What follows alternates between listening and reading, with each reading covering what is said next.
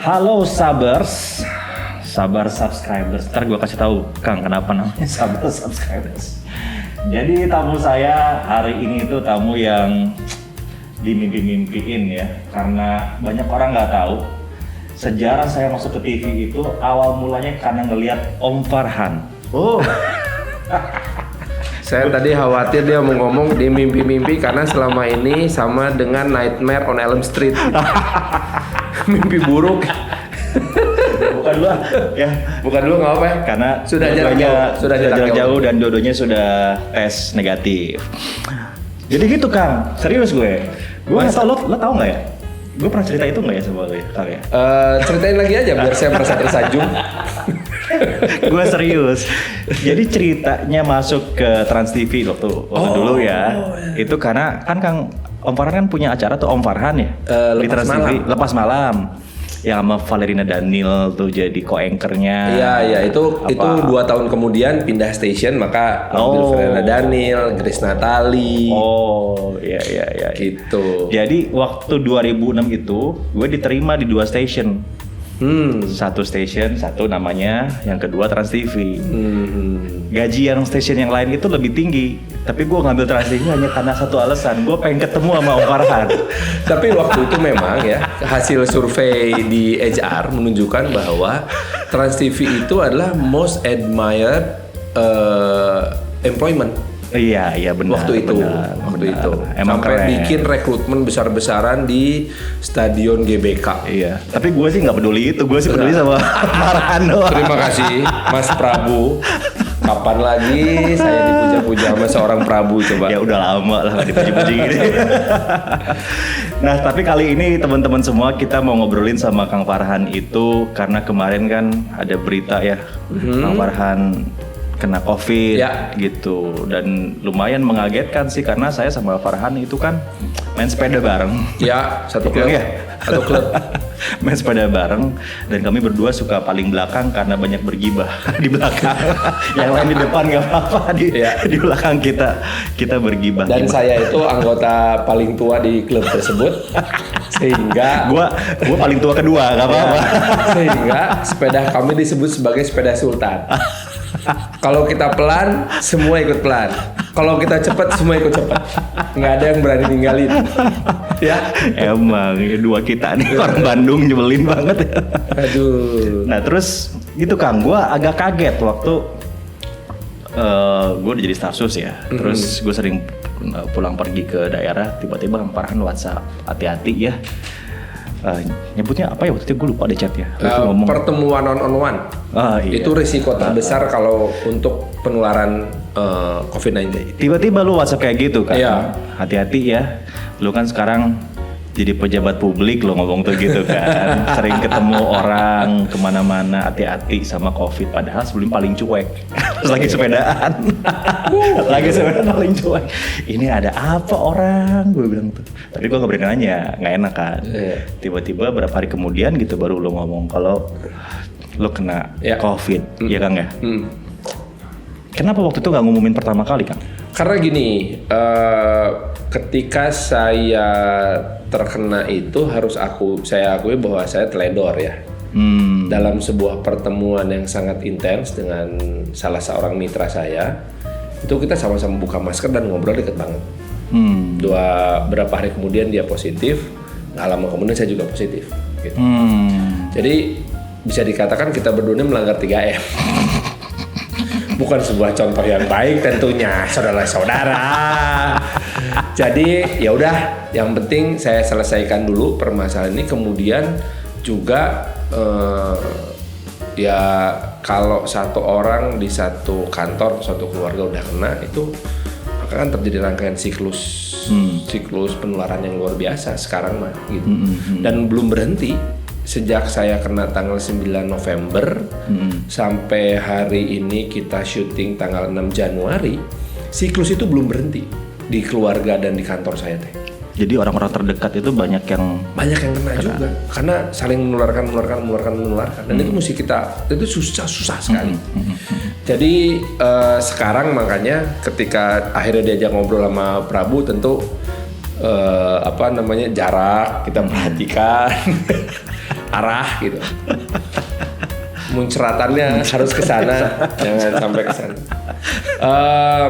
Itu dikelola dulu, ya karena apa boleh buat. Saya teh kan seperti kamu bilang juga pejabat publik itu disorot ya. Jadi saya mesti kelola komunikasinya sehingga jangan sampai ada kesan bahwa saya seorang covidiot yang kemudian berusaha memanen simpati ketika sakit gitu. Padahal salah sendiri gitu ya. Tapi justru mesti dikelola sedemikian rupa sehingga menjadi sebuah pelajaran lah gitu. Itu sebabnya di sosial media saya juga saya baru keluar pernyataan bahwa saya terkena COVID itu pada bulan November 2020. Saya baru keluar di sosial medianya bulan Januari 2021. Ya orang terdekat sih udah tahu ya sebenarnya setelah itu ya. Iya. Ya kayak teman-teman kita sendiri kan udah pada tahu juga kan. Iya. Baru di sosmed itu Januari. Iya. Ya, baru Januari. Gitulah. Di antara teman-teman mah saya tetap melakukan 3T dulu ya.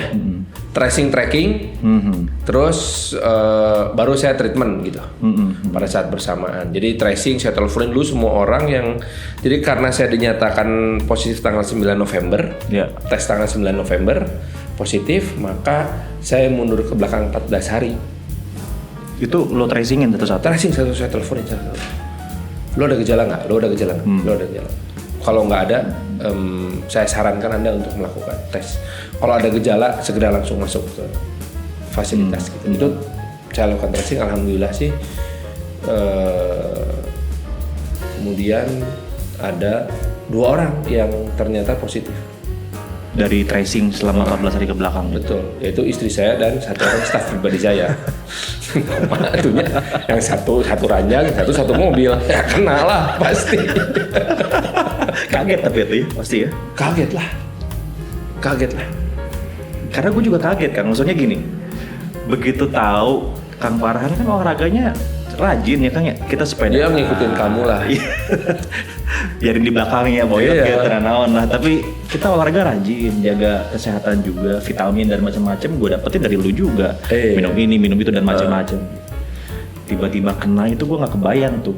Apa yang pertama kali? Karena ternyata si COVID ini adalah virus yang memang resilience-nya tinggi. Termasuk virus bandel lah gitu. Dia masuk ke nempel ke sel dari soft tissues, jaringan lunak. Jaringan lunak yang paling mudah masuk itu oleh kuman bagaimanapun juga adalah saluran pernafasan sampai ke paru-paru. Itu mah setiap manusia seluruh dunia seperti itu. Gitu. Dari bayi sampai orang tua. Nah itu teh kenanya di situ sebetulnya. Itu yang membuat kita kadang suka tidak awas, merasa bahwa saya mah fit, nggak akan kena lah gitu ya. Bisa kena. Bahkan ada salah seorang staf saya yang mantan atlet nasional itu ketika positif tuh dia agak ragu karena apa? Nggak kerasa ada gejala apa-apa nih. Gitu. Ya udah nggak apa-apa, tetap diisolasi aja. Dan walaupun nggak ada gejala apa-apa sampai dia benar-benar negatif baru dia interaksi lagi sama keluarganya. Tapi waktu itu ada gejala? Ada gejala? Saya ada demam dan batuk, kemudian di minggu kedua ada flek di paru-paru kiri. Kalau flek berarti cek dong? Ya kan setiap seminggu sekali itu kalau kita masuk fasilitas ya. Saya kan masuk di Rumah Sakit Keselamatan Kerja Provinsi Jawa Barat di Cimahi. Itu hari pertama masuk langsung di swab ulang, kemudian di ronsen. Minggu depannya swab ulang lagi, ronsen lagi. Gitu. Dan di ronsen yang kedua ketahuan ada flek sebelah kiri. Ringan, tapi jangan dianggap remeh. Gitu. Maka dijaga terus. Nah, tapi pada saat bersamaan salah seorang tim member saya yang ada di Bandung kan kena juga dan dia sudah agak sepuh. Itu gara-gara ada flek di paru-paru, parah, sesak nafas, dan ternyata dia tanpa diketahui punya kelainan jantungnya bengkak. Jadi sekarang dia sudah sembuh dari COVID, masuk ke perawatan jantung. Jadi si COVID ini karena kena paru-paru dan paru-paru ini sangat fatal dan nyambung kemana-mana, maka biasanya untuk yang usianya sudah di atas 50, seperti saya lah, ya. Jadi saya nggak punya komorbid, tapi udah masuk usia 50, itu risikonya adalah berpengaruh terhadap beberapa organ-organ yang lain, mulai dari jantung, kemudian lever, dan ginjal. Itu yang paling standar yang mesti diperiksa. Paru-paru, jantung, lever, ginjal. Periksa dulu semuanya. Oke. Makanya saya ketika saya akhirnya dinyatakan negatif, 2 minggu kemudian saya medical check up. Semuanya diperiksa. Bener aja. Ada beberapa pengaruh-pengaruh yang mesti diperbaiki.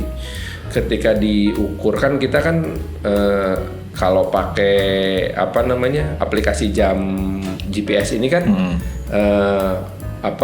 fitness level kita kan keukur ya. Iya, iya.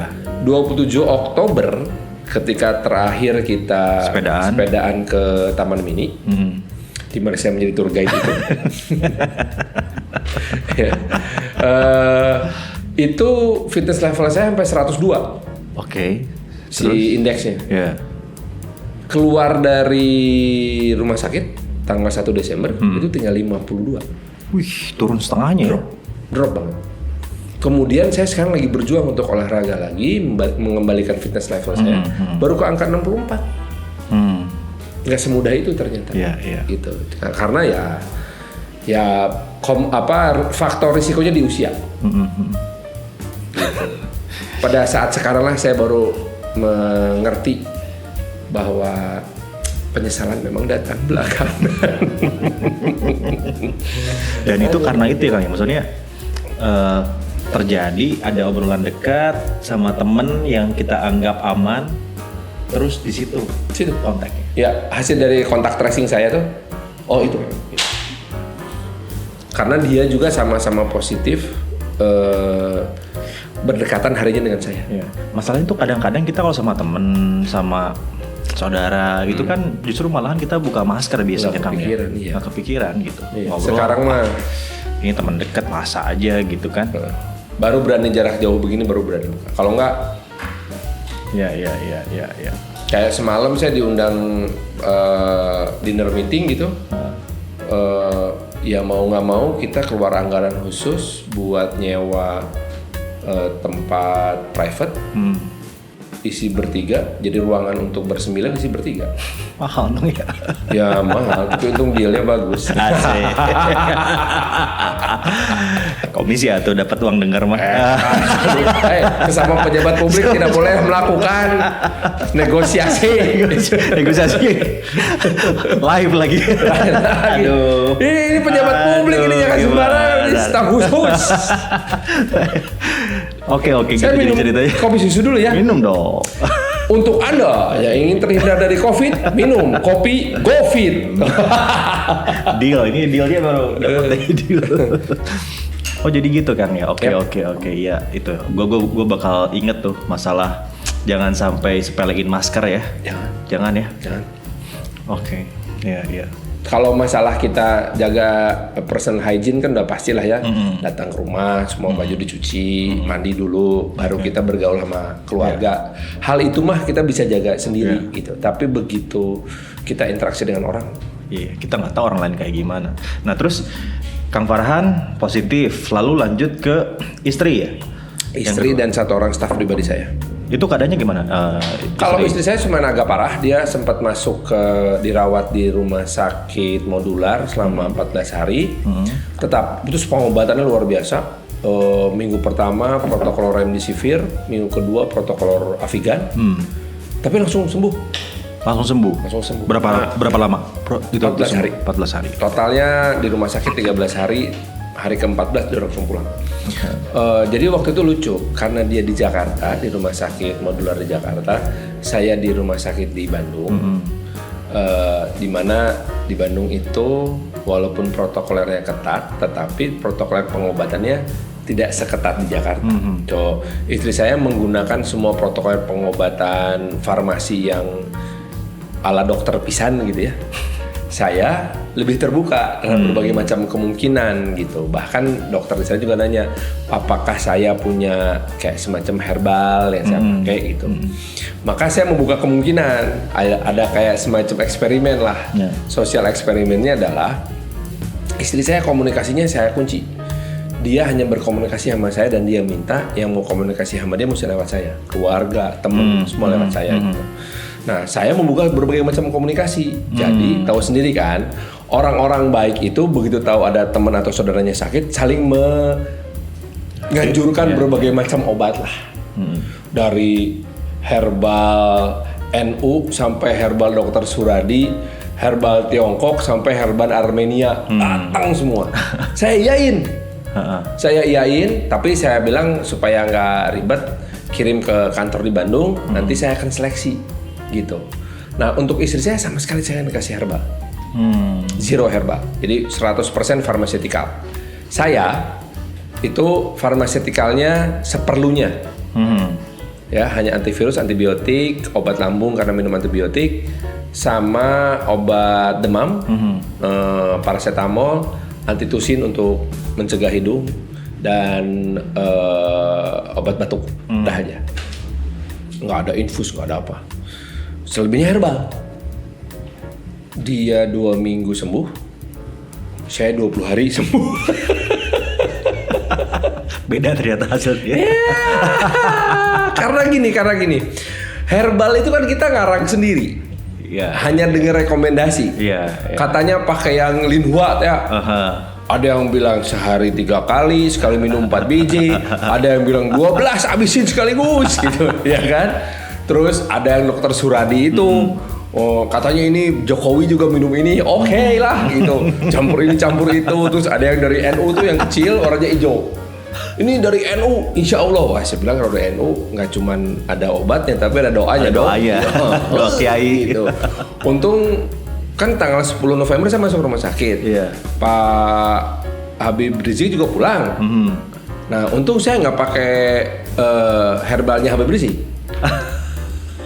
Karena kalau pakai Habib Rizik, saya tangkap polisi. Ya, kayaknya kalau saya buka juga mungkin datang itu dari Petamburan itu ya. Udah nggak bisa YouTuber di sini. Sudah terkena kasus mata-mata Jerman. Aduh. Jadi semuanya itu saya kan, kalau si farmasetikal ini diawasi dokter dengan protokoler yang terukur, ya kan? Kalau ini kan enggak. Ini pengalaman orang, katanya nggak ada bukti ilmiah yang diawasi langsung gitu. Jadi begitu saya bilang ini minumnya berapa kali? Oh, kalau ini 3 kali, kalau itu syaratnya banyak. Pusing gua. Ya udah minum aja semuanya semampu saya gitu. Ya begitulah. Jadi hasilnya memang bagaimanapun juga memang herbal ini ada khasiatnya, tetapi tidak ada protokolnya. Ya kan? Kita nggak tahu dosisnya seberapa banyak, nggak pernah ada standarisasi cara pembuatan obat baiknya, CPOB-nya kita nggak tahu, ya kan? Ya udah, terima aja. Konsumsilah dengan niat baik dan doa orang baik gitu.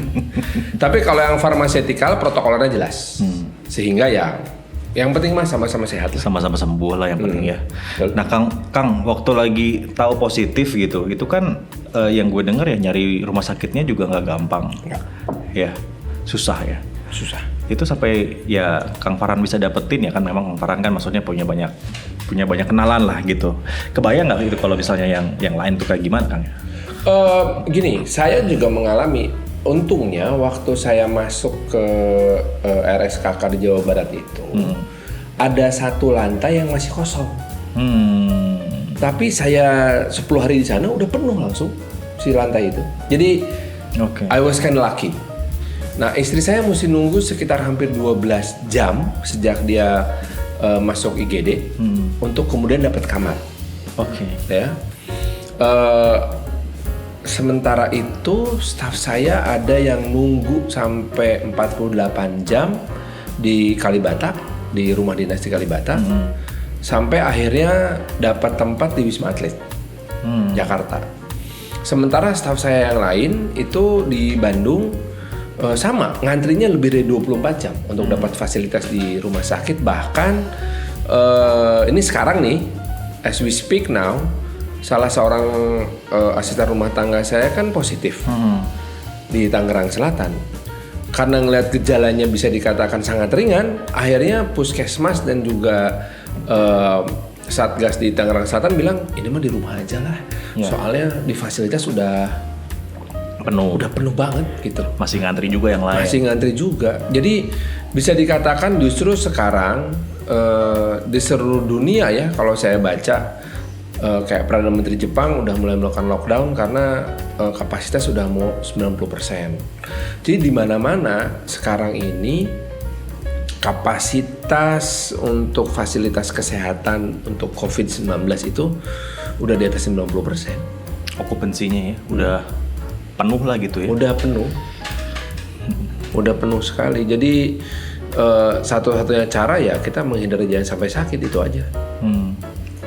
Gimana caranya tapi Kang ya? Maksudnya perilaku ya.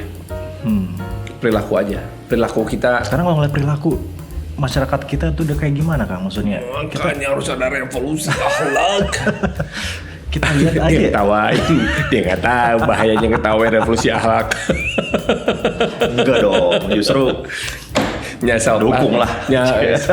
Madinya dukung lah. Gimana? Jangan dipancing dong Kang. Bahaya gimana sih? Oke. Kalau saya akhirnya memilih untuk pengetatan 3M.